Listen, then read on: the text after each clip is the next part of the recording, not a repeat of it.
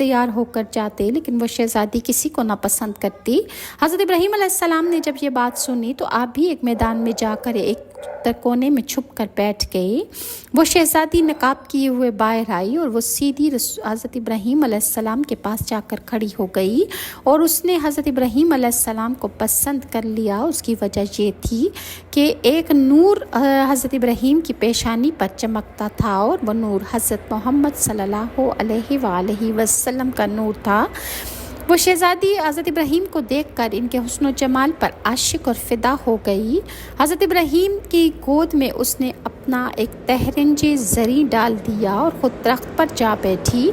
इसके बाद बादशाह वक्त के लोग हज़रत इब्राहीम को बादशाह के पास ले गए और बादशाह ने शाहाना अंदाज में हज़रत इब्राहीम की शादी अपनी बेटी हज़रत सारा से कर दी और सारे शहर में खुशी और खुरमी थी। और बाज़ रिवायतों में ये भी है कि हज़रत सायरा और हज़रत हव्वा दुनिया की खूबसूरत तरीन औरतों में उनका शुमार था कि उन जैसी खूबसूरत दुनिया में कोई औरत मौजूद ही नहीं। और इसके बाद हज़रत इब्राहीम अलैहिस्सलाम को अल्लाह का हुक्म हुआ कि वो दूसरे मुल्क की तरफ हिजरत कर जाएं, तो उनकी बीवी हज़रत सारा ने कहा कि मैं भी आपके साथ चलूँगी। लिहाजा उनके बाप ने, बादशाह जो थे, उन्होंने उनको जाने की इजाज़त दे दी। तब हज़रत इब्राहीम अलैहिस्सलाम सायरा खातून को लेकर शहर से निकले और अल्लाह ताला का हुक्म भी यही था।